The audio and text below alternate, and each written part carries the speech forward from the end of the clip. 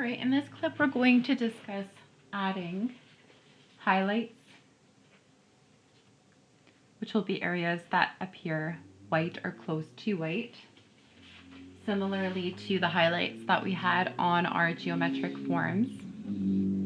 Okay, the highlight again is the area on the surface of the drawing that is getting direct light, where the light is kind of bouncing off of the surface on the landscape of a face. And you can go ahead and feel your own face while we're discussing the landscape of the face.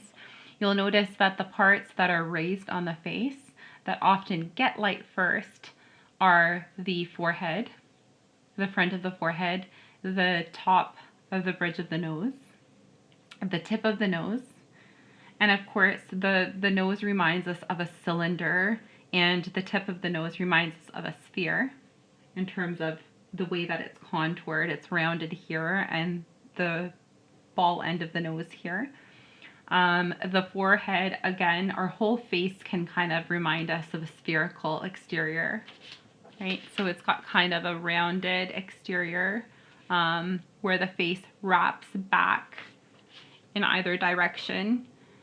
So to show that, oftentimes we have highlight that recedes into a shadow on the sides. Again, with here, we have a highlight on the raised area that recedes into a shadow on the side. You want soft shading on the side of the nose to describe that.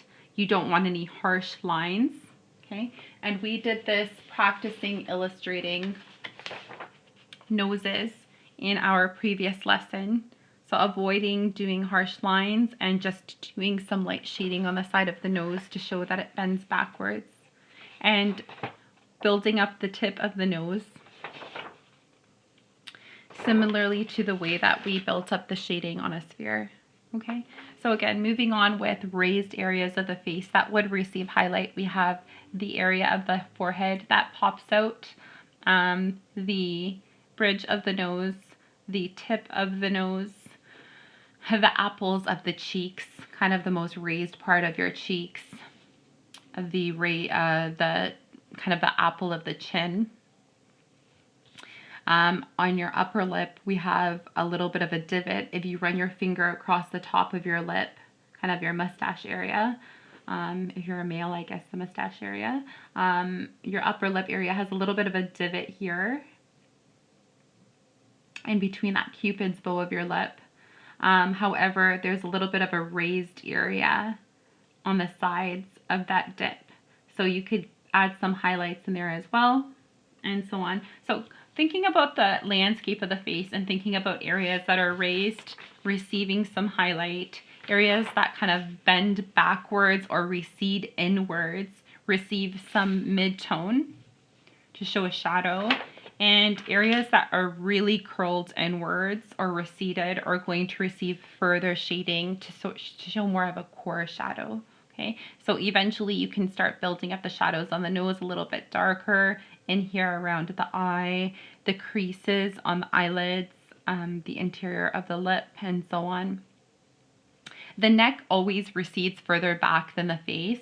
So whether or not it's very obvious that there is a shadow on the neck, you always want to include a bit of a deeper shadow on the neck to show again that this is further back than the face. And at the very edge of things that are rounded, like the tip of the nose and like a jawline, for instance, would receive a little bit of reflected light. If there is any shading whatsoever on the nose and on the jawline, you do want to go back in with your eraser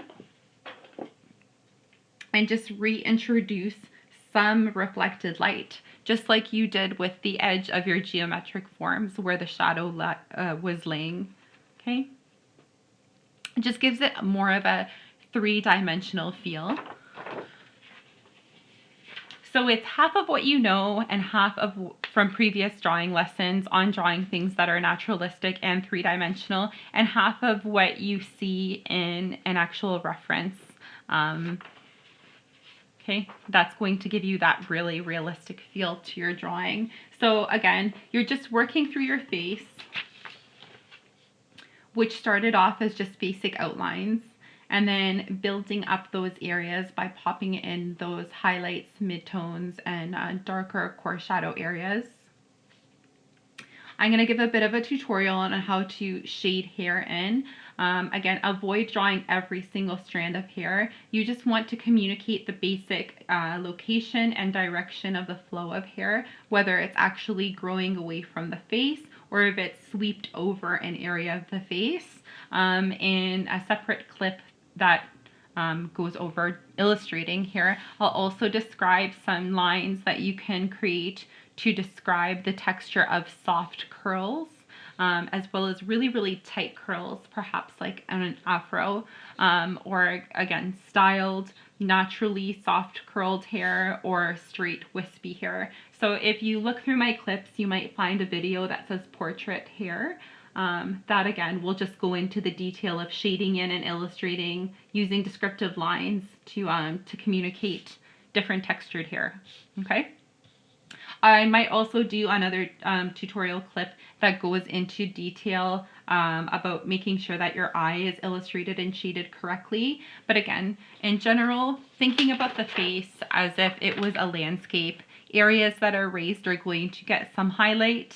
Areas that are contoured or receded will get shadow, and areas that are kind of not necessarily affected by highlight or shadow are going to get a really light dusting of kind of a light mid-tone.